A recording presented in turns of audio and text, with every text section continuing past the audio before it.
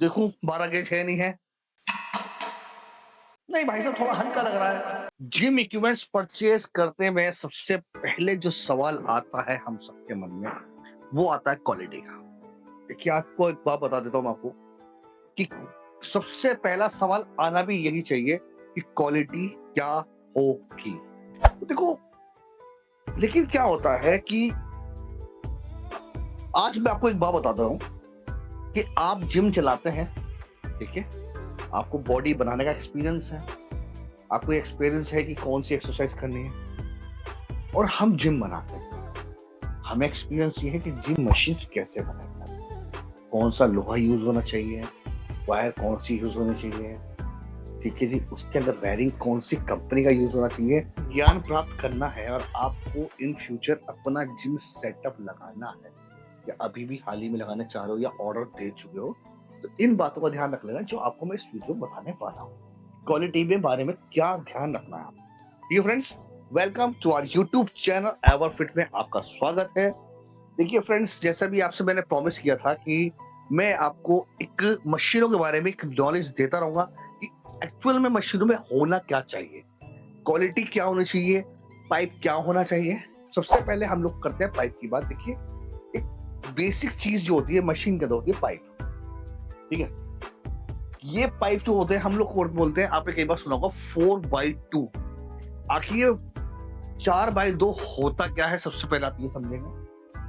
देखिए, 4 इंच इसे बोलते हैं, लेकिन इसके अंदर भी एक और अंडर साइज आता है, मैं आपको बता दूं, इसे एमएम में कम कर देता है, ठीक है। तो वो आपको खुद से नापना है कि ये 4 इंच पूरा है या नहीं है। उसके बाद 4 इंच ये हो गया, साइड इसकी जो है ये 2 इंच की होती है, तो इसे कहते हैं 4x2 का पाइप, ठीक है। तो 4 इंच यहाँ से, 2 इंच यहाँ से, तो असल में 4x2 ये होता है। उम्मीद करता हूँ ये समझ में आ गई होगी पाइप की वैरायटी कौन सी होती है। तो शेप जो बात करते हैं, चौरस की शेप होती है, एक होती है कैप्सूल पाइप, जिसे हम लोग ये वाला पाइप बोलते हैं। ये भी 4x2 का पाइप होता है। अब 2 इंच यहाँ से, 4 इंच यहाँ से, तो इसलिए अब कैप्सूल क्यों बोलते हैं, ये साइड है इसकी राउंड होती है।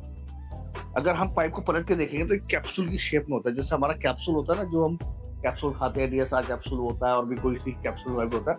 कैप्सूल की जो शेप होती है, तो सेम यही शेप में इसे कैप्सूल की ही शेप होती है, इसलिए हम लोग इसे कैप्सूल पाइप बोलते हैं। तो उम्मीद करता हूँ कि यहाँ तक बात सही में आ गई होगी, पाइप की क्लियर हो गई, ठीक है। अब आखिर बात करते हैं यार, ये गेज होता क्या है।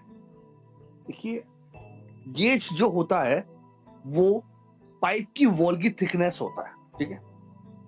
पाइप की वॉल की थिकनेस क्या होती है, जो पाइप हॉलो, सारे पाइप हॉलो होते हैं, ठीक है। और अगर हम इसकी बात करें, जैसे ये हॉलो पाइप है, इसकी जो वॉल है, ये वॉल की थिकनेस बात कर देते हैं।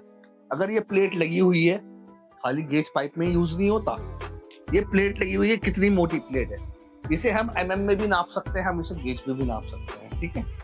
तो जो वॉल की थिकनेस होती है पाइप की, उसे हम लोग गेज बोलते हैं।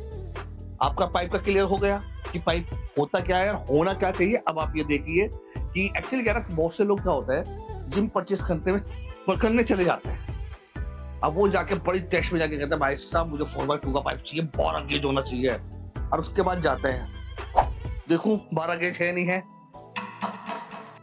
नहीं भाई साहब, थोड़ा हल्का लग रहा है।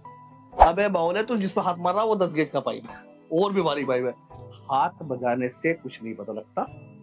मेन चीज क्या है, कहीं भी पाइप ओपन हो, जैसे ये वॉल, ये जो होल है इसका, ये होल है, यहां से भी आपको वॉल पता लग सकती है कितनी है, ठीक है। तो ये सिस्टम है, पाइप के बारे में नॉलेज हो गई। देखिए, ए टू जेड अगर मैं आपको बात करूं क्वालिटी की क्या होनी चाहिए, आओ अब दूसरी बात और बात करते हैं। अभी हम लोग पाइप पे ही रहते हैं, वीडियो बहुत लंबी होने वाली है, इसे कई पार्ट में करूंगा, तो चैनल के साथ बने रहिएगा। पहले ही बता रहा हूँ, पूरी जिम की नॉलेज दूंगा, और इसी वीडियो में मशीन बनते भी दिखाऊंगा, ये मशीन बनती कैसे, ठीक है फ्रेंड्स। खासकर हमारे यहाँ, दूसरों का आने की बात नहीं कर रहा, वो दूसरों कैसे बना रहे हैं वो मुझे नहीं पता, मैं अपने यहाँ बता रहा हूँ कि हमारा मशीन बनती है। देखो, कहीं कहीं हमें क्या है, बेंडिंग करने की जरूरत पड़ती है पाइप।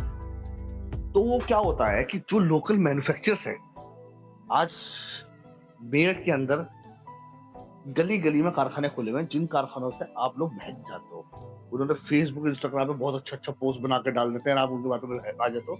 वो काम करने का तरीका क्या है? देखिए, सबसे पहली बात ये जो बैंडिंग है, अब ये जो वीडियो चल रही है, आप ये जो वीडियो देख रहे हैं, आप शुरू हुए वीडियो जो है, ये देखो, आप ये देखो, इसमें पाइप बैंड हो रहा है।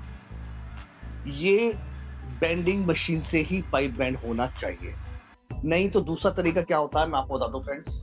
ये बैंडिंग करने के लिए वो लोग क्या करते हैं, स्ट्रेट पाइप पे कट मारते हैं। कटिंग लगाने के बाद, जब कटिंग कर देते हैं, कटिंग के बाद वो इसे बैंड करते हैं। तो उसके बाद उसे वेल्डिंग करके उस पर पुट्टी कर देते हैं, व्हाइट कलर की पुट्टी करके, और उसे ग्रेड माल वगैरह करके फिनिशिंग करके आपको दे देते हैं। तो वो सबसे बड़ी गलती होती है। वो आपकी मशीन की स्ट्रेंथ के साथ, वो आपकी लाइफ के साथ, वो आपकी जान के साथ खिलवाड़ हो रहा है।